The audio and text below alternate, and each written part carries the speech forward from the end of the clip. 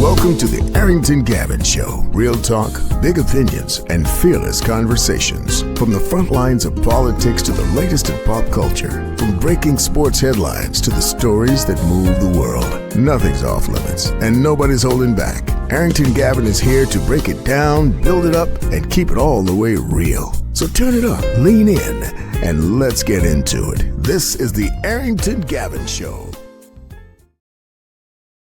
Hey, what's going on, y'all? Welcome to the Arrington Gavin Show, your go-to spot for sharp insights, bold opinions, and unfiltered takes on the biggest stories of the day, whether it's politics, sports, pop culture, or the latest buzz. Look, we're diving deep and keeping it real, so please do me a favor, kick back, stay informed, and get ready to join the conversation. Look, on today's conversation, we're talking, what are we talking? We're talking about, so comedian and host of Real Time with Bill Maher. Bill Maher has, I guess it's not really a shock, but he shared recently that he may consider voting for JD Vance or Ricky Rubio or Marco Rubio. And I'm assuming he's saying that because he doesn't see anybody on the Democratic side that has caught his attention. So he said he may or would consider voting for them for president of the United States. So, is he wrong to think that? I personally will say no, but I think he's giving too much credit to the right, in my opinion. Now, don't get me wrong, the left needs a lot of work, and do they have a key contender that they can stand by in 2028? I personally don't think so, but I certainly don't see that on the right. Now, if you really think about it, of course they're gonna follow behind or flock behind JD Vance. He's a VP, but then in that case, when they would have done that with Mike Pence, exactly. So let's not move ahead or step ahead too much here, but we're going to talk about that also. Buffalo Bills is going to be showcasing their new stadium. Bills Mafia has been talking about a new stadium for quite some time. They've been in the old stadium over in Buffalo. It's not the I forget the name of it, but excuse me. But it's time for a new stadium, and they shared that they said that they will not be honoring a former Bills great. I'll share exactly who that person is later on the show. You guys stick with us. Also, I asked you all the question, affordability where? Affordability where? Because we hear a lot of politicians and we hear about, hey, I'm going to be running on affordability, housing affordability. We see right now, regardless of which city or state that you're in, housing affordability is trash. There is no such thing as affordability. You know why? Because crap's expensive. I was at a function earlier today in my home city, and it was actually an individual who's running for city council, and they had shared about the average median household, makes, I will say, is over $100,000. The average home purchase, the average home median, or the average is 400,000 and some change. And I'm paraphrasing, I'm trying to remember exactly what she said, but long story short, she was just saying this city is not affordable for folks to move to, or to not everybody can move to the city. And that's unfortunate, because you have to be open to all folks, not just the wealthy, not just, no, you got to make it accessible for everybody. And it's unfortunate that people say, hey, look, I have a job out here, but I can't live here. I have to move hours and hours out, or 45 minutes, 30 minutes out, because I cannot afford living here. And I think we see that happening everywhere. You hear me, y'all? Also, later on the show, AOC, Alexandria Ocasio-Cortez, has she's sharing some advice to her colleagues, those that are not so happy about the possible newly elected members of Congress, those that are considered socialists, right? Because as you know, New York had a primary where Zoran Mamdani, the mayor of New York City, had backed a few newcomers, right, to challenge these incumbents. And guess what? All of his backed endorsers or endorsees, they won. Right now, I've already shared that doesn't mean there's a new shift in the whole Democratic Party in every state. No, that's just in New York.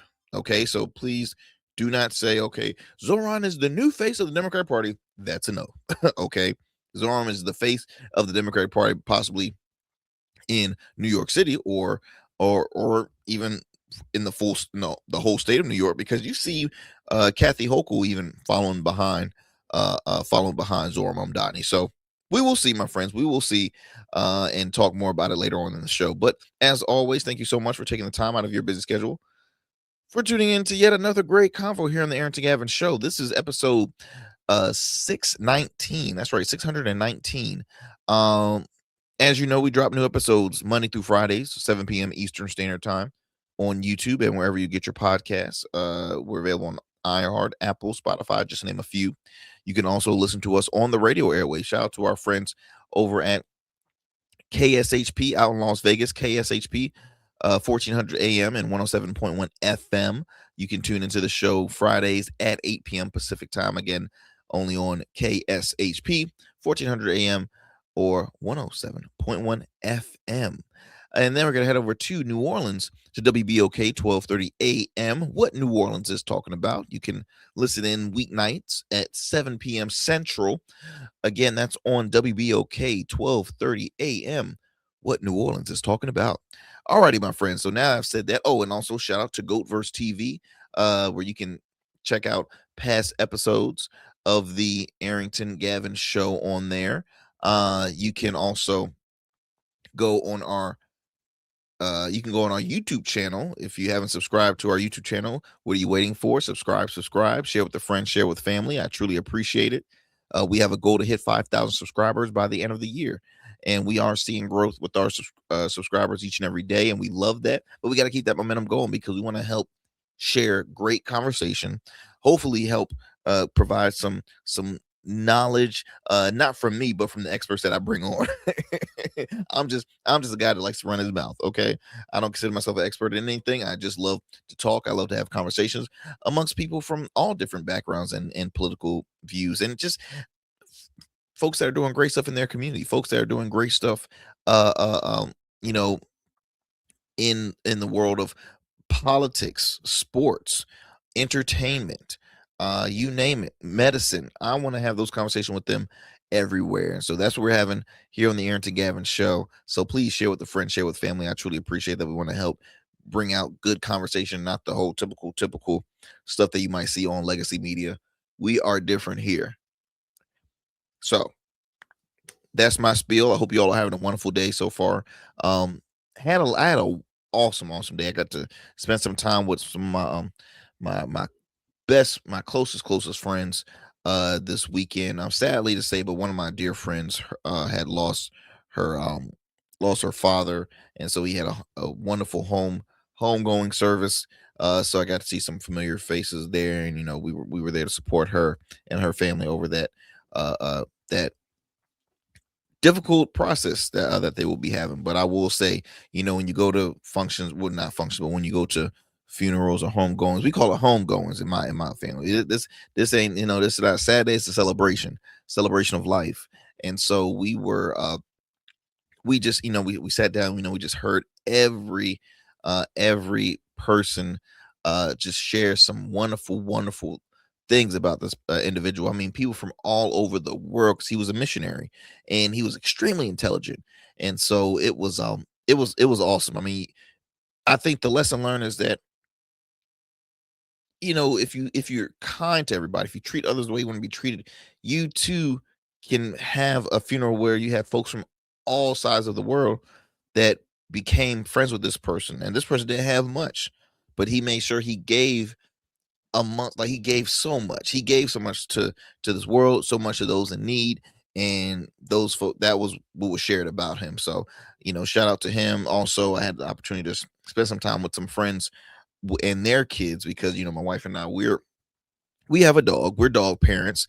But one of our two closest friends, my two closest friends, they have kids, and I think together they both, if you match both families together, it's four children, and so we had a good time.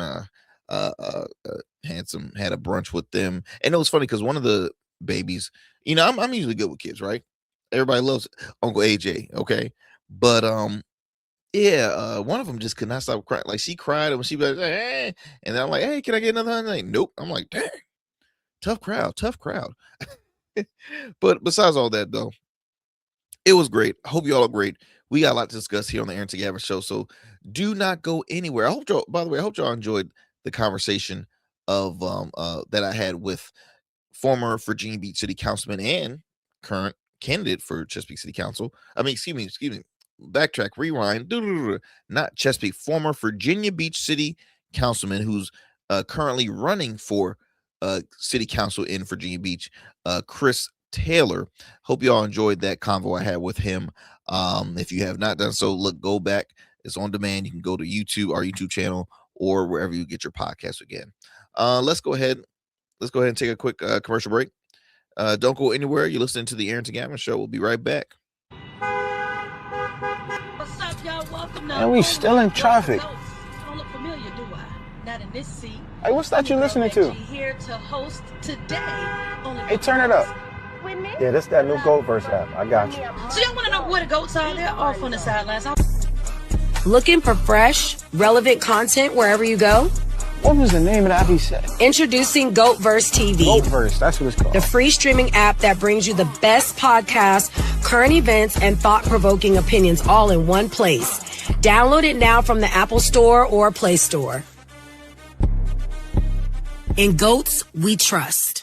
Become a man of distinction with Rugged Evolution Beard Care. Order our scented beard oils and beard balms to help you maintain and grow the perfect beard. Order today.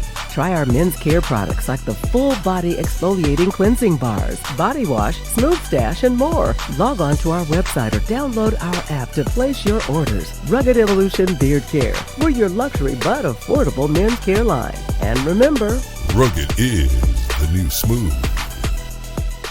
Every man has a story to tell. Your ambitions, your achievements, your legacy. Your suit should reflect that story, crafted precisely, designed for impact, and tailored exclusively for you. We work with only the finest fabrics, luxurious wools, silk, linen, and blends from world-renowned mills in Italy, the UK, and India. These fabrics are the foundation of custom suits that exude elegance and stand the test of time. But a suit isn't just about fabric, it's about fit, and it's about confidence, and it all starts with you. When you work with me, you'll receive a personalized consultation, whether in person or over Zoom. Together we'll explore your vision and discuss your needs. And we're gonna bring your ideas to life. My journey as a designer includes apprenticing under New York-based designer Clavon Leonard, showcasing collections at New York Fashion Week, Algeria Fashion Week, and the prestigious Baltimore Met Gala. That experience is what we bring to every suit we create, from weddings to corporate events and everything in between. We specialize in crafting one-of-a-kind suits for life's most significant moments. Dapper Luke has been recognized as one of Baltimore's best menswear in 2023, and I was honored to be one of the 10 designers selected for the prestigious Baltimore Met Gala. With over 900 satisfied clients, we proudly serve Virginia Beach and Baltimore, bringing world-class designs to these incredible communities. We don't just make suits, we craft confidence. Your suit will fit your body, your style, and it will tell your story. Book your free online personal consultation today. Visit www.dapperluke.com. I'm Aaron Phillips. Join me Saturdays at 12:30 as I host The Voice of 757. I'll share news, events, happenings, and the people that shape the 757. That's The Voice of 757, Saturday afternoon at 12:30 right here on Sky 4. Hey, Dad, want to go for a walk? Well, that'll help me get my steps in for the day. Gotta stay healthy and strong. Bet you're healthier than me. I'd like to keep it that way. Doc says I need to walk 10,000 steps a day. How long is that? Don't know. How about you tell me a story instead of counting steps? I could tell you about the house my father and uncle built for us. That's a couple of thousand steps right there. Staying connected keeps you going strong. Learn ways to stay happy, active, and independent at cdc.gov/stillgoingstrong. All right, my friends, welcome back to the show. Welcome back. Let's get it going with our first story here on a little, kind of a jokey joke. So, still some more late follow-up from the recent from the recent celebrations of my New York Knicks. As you know, New York had a historic win in the NBA Finals, winning their first in 53 years. Okay, 51st in 53 years. First appearance in 27 years, and so it was just a huge celebration, huge parade, as it should. It was historic. It was beautiful, but it came with it came with some interesting moments. So obviously, all of Times Square's New York City was jam freaking packed. It was jam packed, and you had folks on top of traffic lights and office buildings and whatnot. I mean, on signs. It was crazy. It was mayhem, but it was dope. It was still great, but it was interesting. So there was an individual, because you want to try and get so much memorabilia that you can. So I already, I purchased my merch the night of winning, right? I got my hats, I got my shirts, that's all I needed. But people that were there, like, I need something, I need this, I need that. One lady decided it would be smart to steal a trash can, a city property, by the way, because the trash cans was decked out in it was a customized, like, trash can was New York Knicks color. Check this out. New York City Knicks fan fired from her job for stealing this trash can right here, painted with the team's colors. She has returned it with this now viral video. So this individual, let me see if I can have a still photo. There we go. That's what I was looking for. So look at that here. This individual, her name is, do I not have it? Her name is Angie Bias. A JP Morgan Chase senior executive has recently been fired after a video showing her dumping out the trash of a trash can during the New York Knicks parade. The contests of a trash bin on New York City sidewalk and taking off with the orange and blue.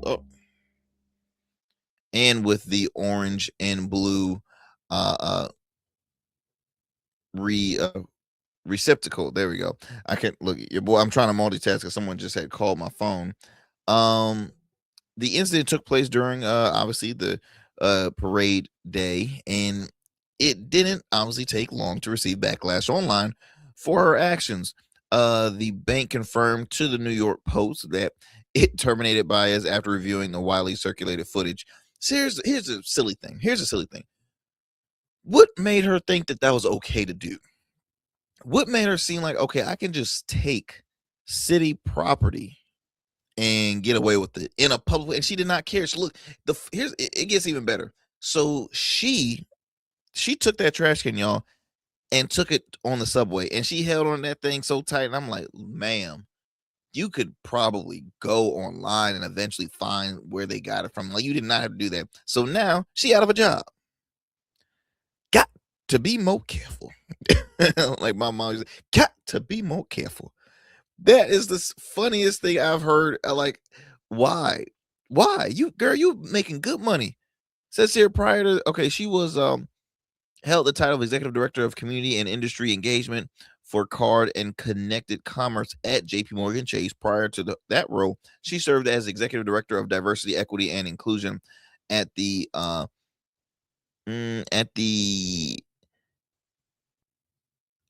it was at a New York restaurant review website, The Infatuation. There we go, The Infatuation.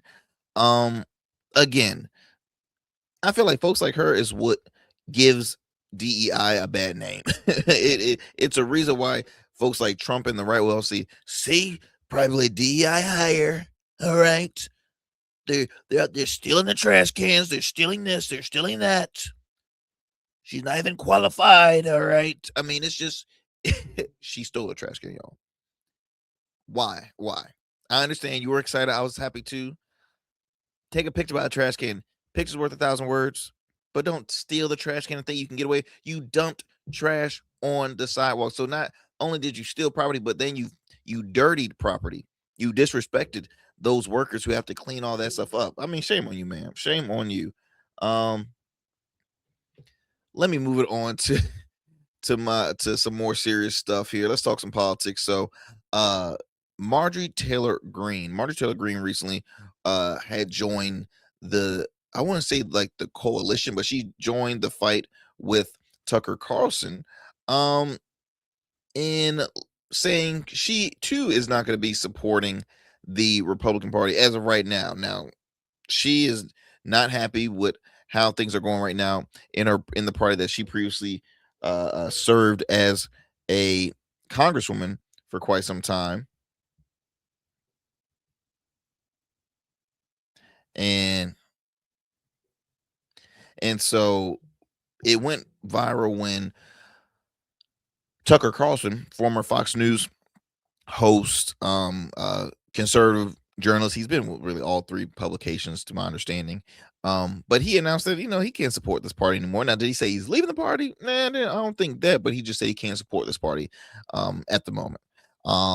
He's not in favor of the war. He's not in favor of everything that's been going on, and so he's done. He already apologized for supporting President Trump and pushing other folks to vote for him. And they not happy at all. So Marjorie Taylor Greene is agreeing with him. CBS News reports that Marjorie Taylor Greene says she's done supporting Republican Party, blasts GOP in new posts. The former Georgia Congresswoman says she's done supporting the party. In a pair of social media posts in the recent weeks, Greene said she is fed up with Republicans and described herself as too honest, free thinking to be a Republican, while making it clear she is not becoming a Democrat. I guarantee, I already knew that. You ain't have to tell nobody that. Because for one, the Democratic Party would not welcome her to the party. And if they did, they are fools too. Because let's be honest, they've done that before. They have done some stuff like that. Accepting those who have crapped on you for far too long. I mean, if you think about it, they're kind of already doing it now. I mean, they can't remove people from, I'm not remove, but they can't refuse. They can't really refuse somebody from considering themselves this or that. What I don't like is I have read articles of former elected officials that were Republicans announce that they're leaving and then going to this. Now, I'll be honest, I have friends that are like that, right? I have friends that have left one party and went to the other and, ran for office and X, Y, Z. And I get it. Folks can change, okay? Folks can change. But I just think the National Democratic Party has been looking a little, I wouldn't even say it's not desperate, but for example, and he lost his primary, but he lost big time, but I'll still bring it up. Jeff Dunn was a former lieutenant governor of Georgia. He was elected as a Republican. He was there for a while, but he did have a long track record of backing Democratic. He supported the Democratic candidate for president because he's an anti-Trump Republican. Let's go with Joe Walsh. Now, Joe Walsh is a former Illinois congressman who's a Republican, a member of the Tea Party. He was very vocal of Obama at the time, and very vocal of the Democratic Party, and he was always pretty controversial. Now he's I would say he has put in the work and showing that he is supporting, and he's considers himself a Democrat now. George Conway, he left the Republican Party. Now he's running as a Democrat. So, he lost his primary, but it's just, I say all this to say, please don't assume or don't think, okay, like the Democratic Party will ever welcome Marjorie Taylor Greene. That is no way in hell they will do that. Now, an independent, possibly. She could probably join the Libertarian Party and try and help build that up. Okay, her, Thomas Massey, because they're not going to give up. They're not going to give up on their strong conservative views. That's not all. Their views are not going to change like overnight like that. It's not going to happen. Says here that Green shared on X, I'm way too conservative to be a Democrat and too honest and free thinking to be a Republican, but I'm 100% a proud American. The post came just a few days after Green responded to political commentator Tucker Carlson, saying that he was not the only one who was done supporting the Republican Party. There's a lot of us that are absolutely fed up and will not support a party that betrays its voters and country. Green wrote that on her X. It says here that does not mean we are turning into Democrats either, but we are done with the America Last Republican Party. I'm not going to continue to read this whole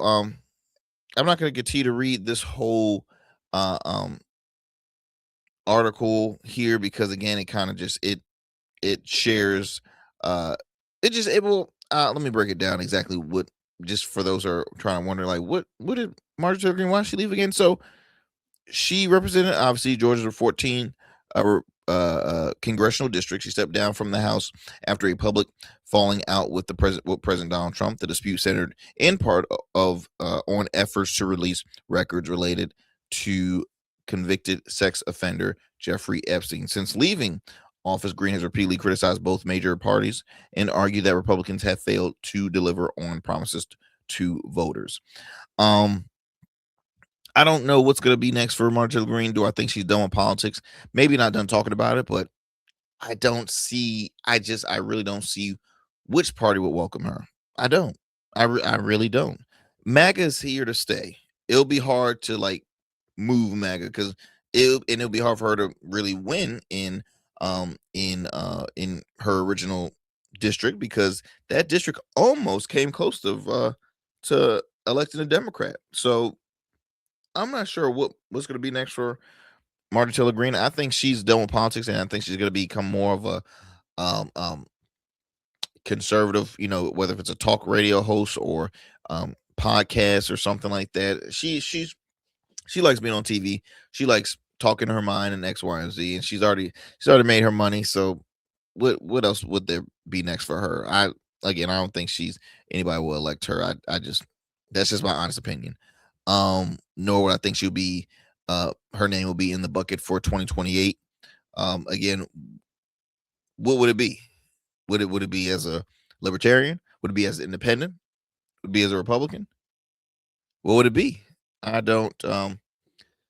really don't know on that space. And so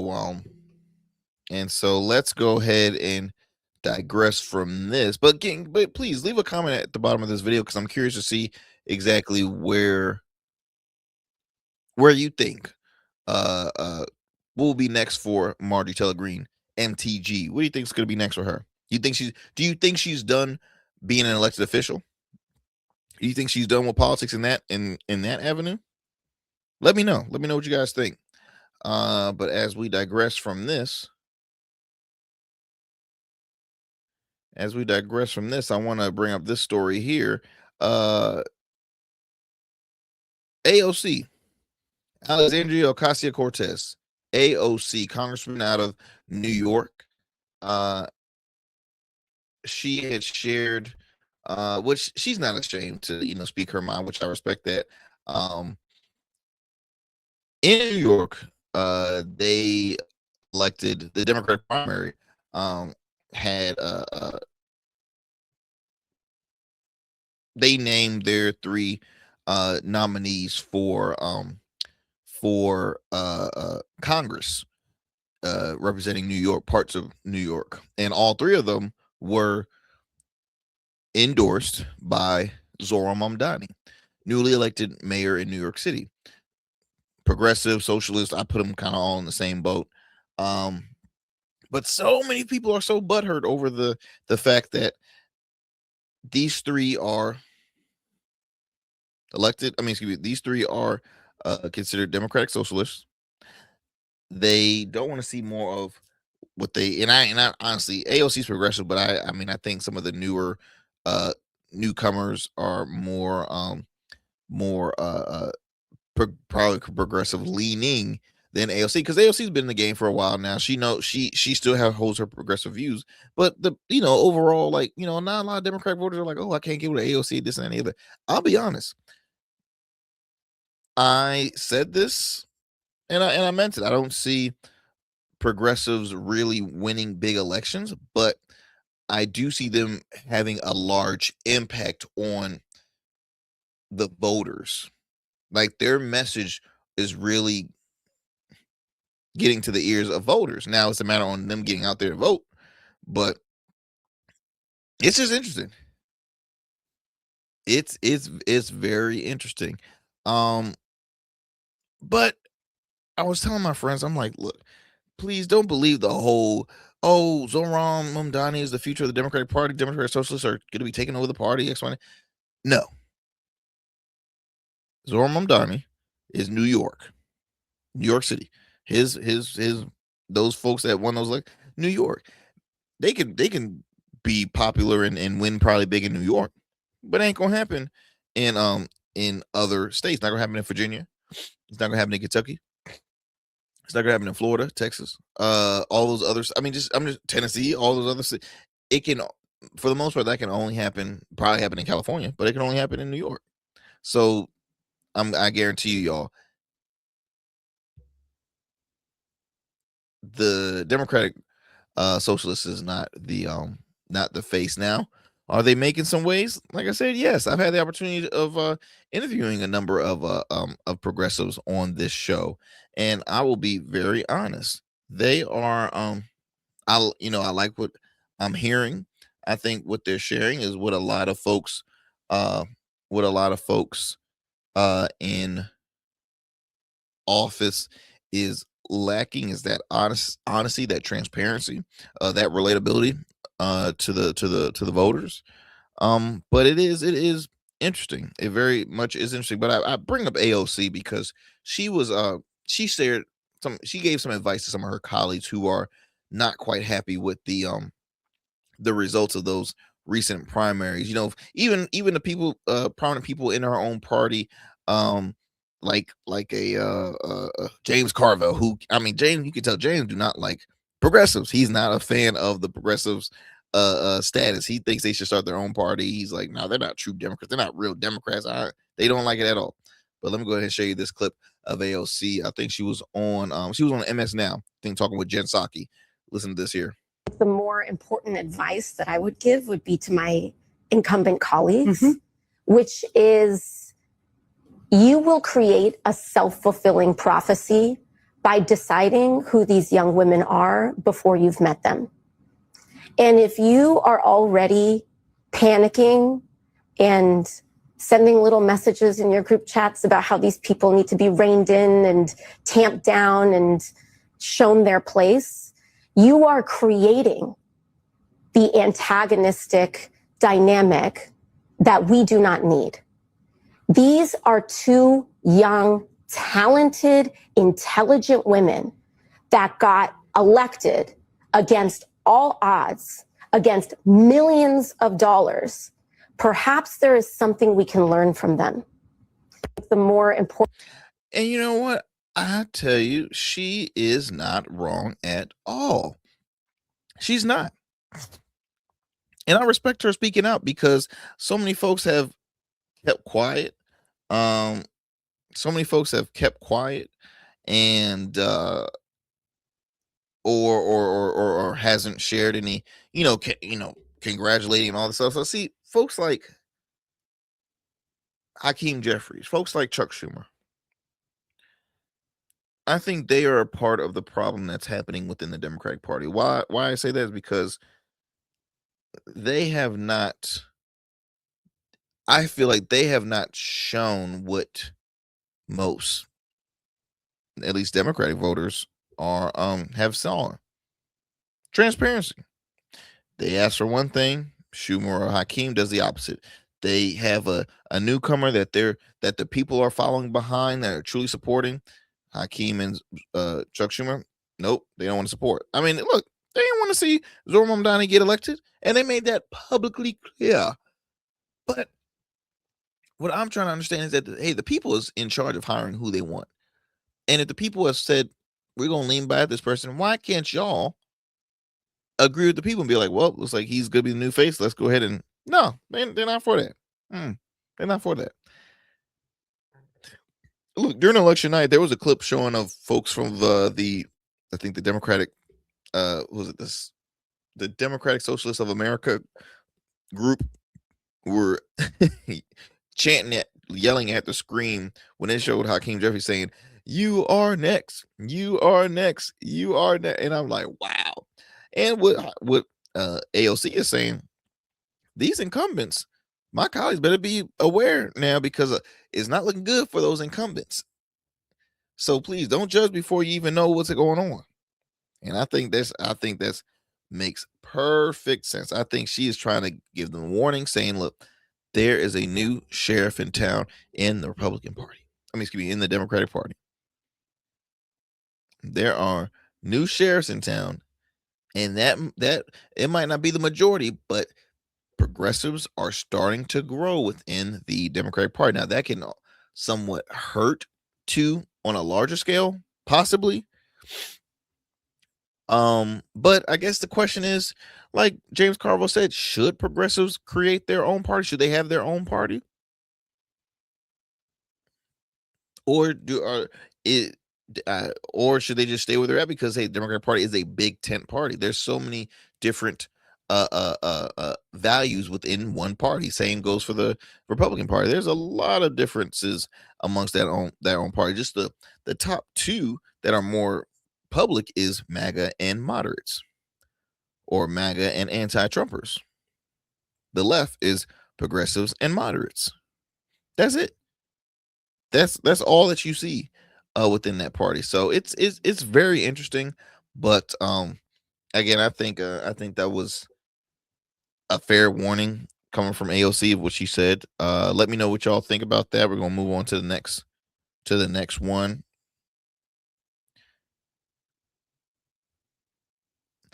I want to talk. Let's stay in politics for real quick. I want to talk about my guy Bill Maher. I'm a huge Bill Maher fan. I don't care what people say. I'm a fan of Bill Maher. I love his show, Real Time. I think he's honest. I think he's fair. For folks that always think he kind of totes the line, go scratch. I have somewhat of similar values, or at least I agree with Bill Maher from time to time. Because here's the thing. Bill's liberal, but Bill is not big fan of the woke. He's an old school Democrat. I'll just say it like that. He's an old school liberal. And he's open to honest conversation, but he's not scared to share his opinion. Hey, he's had folks like Candace Owens. He's had Matt Gaetz. He's had folks on the opposing side on his podcast. Was it called Club Random? And he's even had it on his show, Real Time. And they have those open, honest conversations. And I respect it. I truly, truly, truly respect it. Now, this came up that I thought was interesting, and I wanted to share with you all, because we go back and forth on talking about the road to 2028, whose name should be in the pot of contenders from both sides, right? And this is reported by Variety. It says here, Bill Maher gets played by JD Vance on Real Time, admits he may vote Republican in 2028. In a recent episode of his show, JD Vance paid a visit to the Nixon Presidential Library Museum in California, and as is his wont, but his foot squarely in the mouth, the hillbilly elegy author who compared President Trump to Hitler before serving as his running mate took it upon himself to defend Nixon's legacy and downplay his corruption. Now, I want to extend. Okay, so he sat down with Bill Maher following evening for an interview on Real Time, because the Vice has a new book out, and he's been on the media tour. He was on The View, which was interesting. He was on Fox and Friends. He was everywhere. Which, I mean, I don't know, man. I don't like when current elected officials have, like, I mean, where's the book? Is the book going towards is he pocketing that money? Or is that going towards something? I don't know. Anyways, the new book is called Communion, about his faith and thereby becoming the first sitting vice president to appear on the HBO show. And this too kicked off their conversation talking about Vance's ongoing negotiation with Iran, which appeared to be going nowhere. I quote, Bill Maher says, "You're negotiating for America. I'm rooting for America.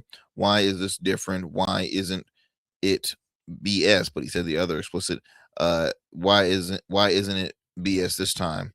Now, according to Vance, his negotiations have been successful because oil is down to $73 a barrel and their nuclear program is destroyed, adding, if they're willing to change, we're willing to change too. If they're not willing to change, we still fundamentally have all the cards, and I think that's at a good place to be. But their nuclear program isn't destroyed, Maher replied. What part of it is not destroyed? He questioned. He said, the thing that you have to destroy is their ability to enrich uranium, which has been destroyed. He answered back by saying, how do we all know that? He shot back tomorrow. All the time we gotta get in there and we gotta get the dust, and we didn't get in there. So how do we get the dust? And the VP reiterated that the program was fundamentally destroyed without citing any evidence to support it. Okay. So Maher's next topic on attempt or at broaching one was to try and get Vance to admit that the Trump administration's ICE enforcement went too far. And I'm quoting here, my friends. ICE, all the ish, too rough, too mean, too unnecessary, offered Maher. I'm not asking you to apologize. I'm just saying you'd go a long way toward getting people who just completely shut the door to you and your administration if you guys would just own that you guys went too far. You went too far. You should own that, like you own childless cat ladies. Ha, that's funny.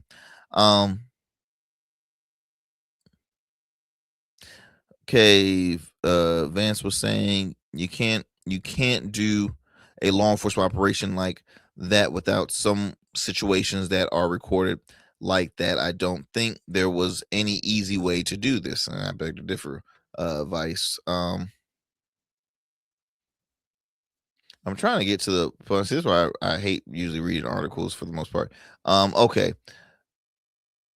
He then went on to say, okay, Maher then confessed that Vance that he could vote for the next Republican candidate over a Democratic socialist if the right would at least begin conceding losses in elections instead of crying foul play every time, a la Trump. If this is where the Democratic Party is going, this obsession with Israel, with the Jew hating, with the don't believe in capitalism, no prisons. If this is where they're going, my vote is in play, Maher told Vance. It's either going to be you or Rubio.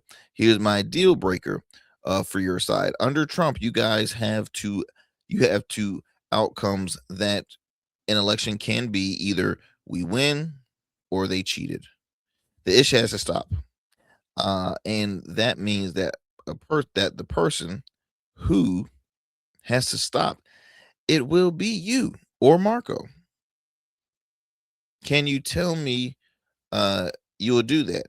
And he said he could not. So right then and there, I feel like they already answered Bill's question. But again, I want to go back to why. Okay, so Bill said the obsession with Israel. They don't believe in capitalism or no prisons. Now, again, these are to my, a lot of my progressive or in Democratic friends that are not fond of capitalism or not fond of seeing the bigger picture on what's going to be winning election, because people are always going to focus on the money. They're always going to focus on the dollar bills. And I personally, I don't think that in pushing against Bill Maher, like, I don't think the Democratic Socialist is what's going to be pushed in 2028. I really don't. But I also want to add to that to say that Rubio, maybe I can see that, but Vance, no. I can't see Vance. I just Vance is still. You got to realize Vance did not even finish a full year as a U.S. senator when he was elected in Ohio, and now all of a sudden he's a vice, and now he's the contender to be president. Now he would probably be the youngest if he is elected, to my understanding, but Vance has now I can't take him serious personally. Like I said, Rubio, I could come across if the left does not have a prominent. If the left, I'll say it like this: if the left chooses to back and support Newsom throughout the whole round, I personally couldn't vote for Newsom. I can't, and I won't. Now if it was like a Vance and Rubio, that'll be a toughie. Because I just think as long as Rubio doesn't come with all the well, he's gonna have to, because he's in the Trump administration. But if he kind of separates himself from Trump, if he fully separates himself from Trump, yeah, he's gonna feel the backlash of being a part of the administration. But he has got to be like, here's my true thoughts on this guy. Here's my true opinion on of him. That's what he has to do, in my honest opinion, because you will not win if you continue to put the world cannot take another Trump like. And I think that's what they're going to get in JD Vance, because JD Vance kisses up to Trump like it's no tomorrow. Seriously, JD Vance does the stuff that Trump wished Pence would have done, and actually be a leader and stand up for the people, and not aligned to their superior person. No, Vance spoke up. Vance was also toilet tissue. I mean, when it came to just when he ran his race for president, he was an awful candidate, man. He was just not. I mean, he wasn't any better than having what's his name out of South Carolina, Tim Scott. He wasn't any different.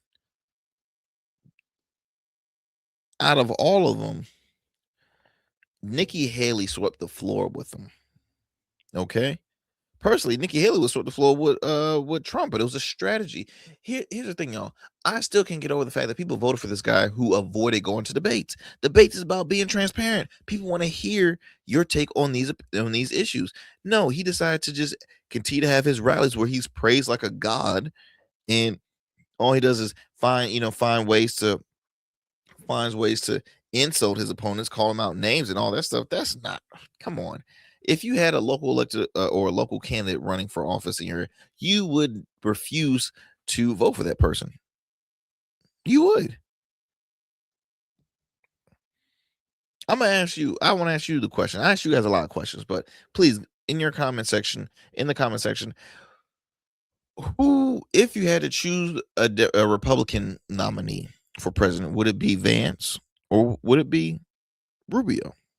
Marco Rubio, Secretary of State. Would it be the Secretary of State or would it be the Vice President? Again, Marco, I believe, is way more qualified than JD Vance. JD Vance got lucky off of a book, and he was, for the most part, probably going to be he was elected as a U.S. Senator in Ohio. Let's see how far that would take. Did y'all see that awkward encounter with him and his wife when they were doing some, I don't know if it was a pocket, somebody gave the little tap on the knee, like, oh. I'm like, interesting. But yeah, give me your take on this, y'all. Give me your take on this And yeah, I would appreciate it. What we're gonna do right now, we're gonna take another break. Don't go anywhere, my friends. You listen to the Arrington Gavin Show. We'll be right back after these commercial breaks. Let me tell you something that most people get wrong about suits. A suit isn't just about you wearing it. It's how you show the world who you are. It's your handshake before you say a word, your presence when you step into any room.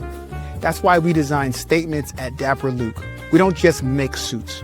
We'll start with the fabrics that tell your story, luxurious wools, silk, linen, and blends sourced from the finest mills in Italy, the UK, and India. Then we'll combine that with your vision, your personality, and your style. Every detail is tailored to you, from the fit to the finish. Whether for your wedding, a gala, the boardroom, we specialize in creating custom suits that are unique, just like the men who wear them.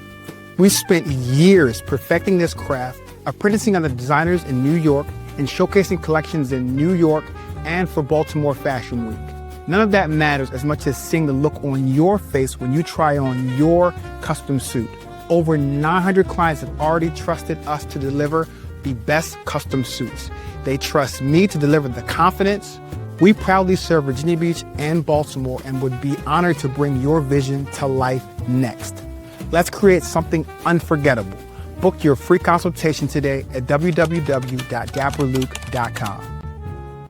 6'10", number one pick, 16 seasons, College Player of the Year, All-Rookie Standout. Joe Smith built a career on grit, consistency, and showing up. Greatness isn't just about the game.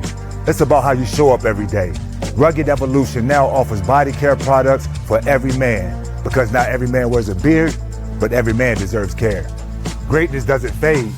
It evolves. Rugged Evolution Beard Care. Every beard deserves to be legendary, and every man deserves care. Welcome back, my friends. I think we're coming to a close on our last convo here, but this is earlier I shared to you all about the Buffalo Bills. They're going to be opening a new stadium. Beautiful stadium it is. I saw some of the layouts of it, but they're going to be opening a new stadium, and they were going to be honoring some of their former greats who played for the Bills. And you know, you look at the list of prominent figures that played for Buffalo. Okay, you think of folks like Bruce Smith, who still holds the all-time sack leading record in 200 sacks, career sacks. Jim Kelly, Andre Reed, Thurman Thomas, Jared Allen. You know, he still is a current player, but he's definitely going to be a Bills great by the time he retires. A number of individuals that played for Buffalo that has deserve that name, but there's one that comes to mind. And that individual is none other than the Juice, O.J. Simpson. Okay, O.J. Simpson. And the reason why I bring this name up is because, as I mentioned, they're going to be recognizing great, former great players who had you know, played for the team and make their team popular and all that good stuff. O.J. Simpson was that guy. Majority of his career, his playing career, because I think he played 11 years, if I'm not mistaken. 11 seasons. 9 of those years was with the Buffalo Bills. He was regarded one of the greatest running backs of all time. You hear me? One of the greatest running backs of all time. He was during his time with Buffalo, he was NFL Offensive Player of the Year. He was the MVP. Okay. He was also he was a 5-time first team All-Pro. He was a 5-time Pro Bowler. The list goes on and on. He was a 4-time NFL rushing yards leader, 2-time NFL rushing touchdowns leader, and he was the NFL scoring leader in 1975. He's on the Buffalo Bills Wall of Fame. He is a what you can consider a great Buffalo Bills legend. But all that changed due to controversy. As you know, the trial that happened, his success is widely considered to be overshadowed by his 2 criminal charges for the 1994 murders of his ex-wife Nicole Brown and her friend Ron Goldman, and the continuous criminal trials in which he was acquitted on both counts. Now, he did serve close to a 9-year term after what was it, like theft and kidnapping. He stole like some of his old memorabilia. It was some stupid stuff, but it was really just and I think on there was another trial where he was found guilty and something. I forget what it was, but anyway, let me read this article here. Former Buffalo Bills running back O.J. Simpson will not be honored on the at the team's new stadium. Simpson was acquitted of the murdering of his ex-wife Nicole Brown. Simpson and her friend, who I mentioned earlier, Ron Goldman, is one of the most high-profile trials in the 20th century. Had been prominently featured on the team's Wall of Fame at their old stadium. Now, the team's new Highmark Stadium opened recently with a family circle area that honors legendary player Simpson, who died at the age of 76 in April of 2024 from prostate cancer, will not be included in the area. Quote here, I'm reading from the Bills' president of business operations, Pete Guiley. We have made an organizational decision that he is not a fit to display inside our new stadium and family circle. The space will serve as gathering place and feature the team's 3 bison statues. I'm looking at my time here. I'm not going to be able to share too much, but I'll leave you all with the question before we close.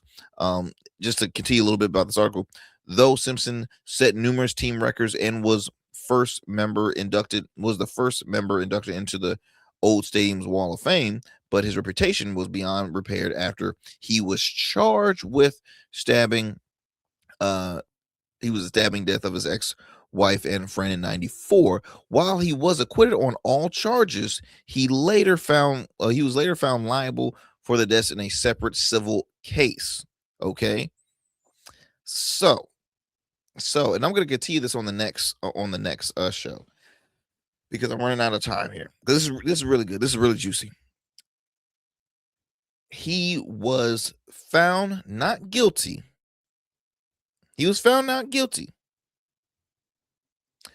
But in a civil case, he was later found liable.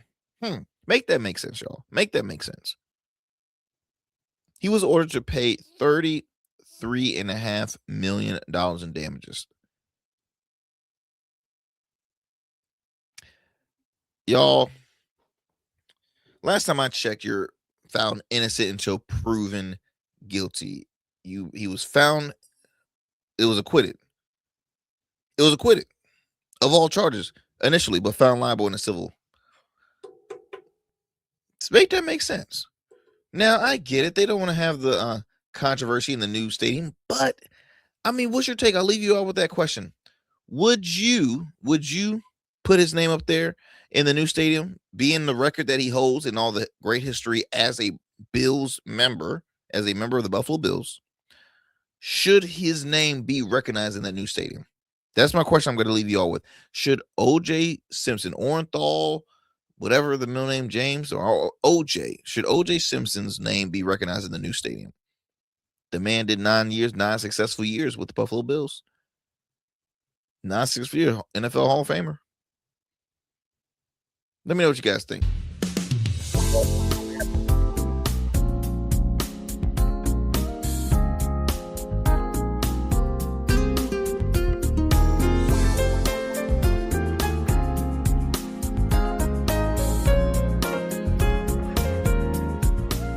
That's it for tonight on the Arrington Gavin Show. Thanks for tapping in and keeping the conversation alive. Don't forget, stay connected with us on all platforms. Follow at Arrington Gavin on Instagram, Blue Sky, and X, and subscribe to the official Substack for exclusive takes and deep dives you won't get anywhere else. We're here every weeknight, same time, same energy, same real talk. Until next time, stay bold, stay sharp, and stay true.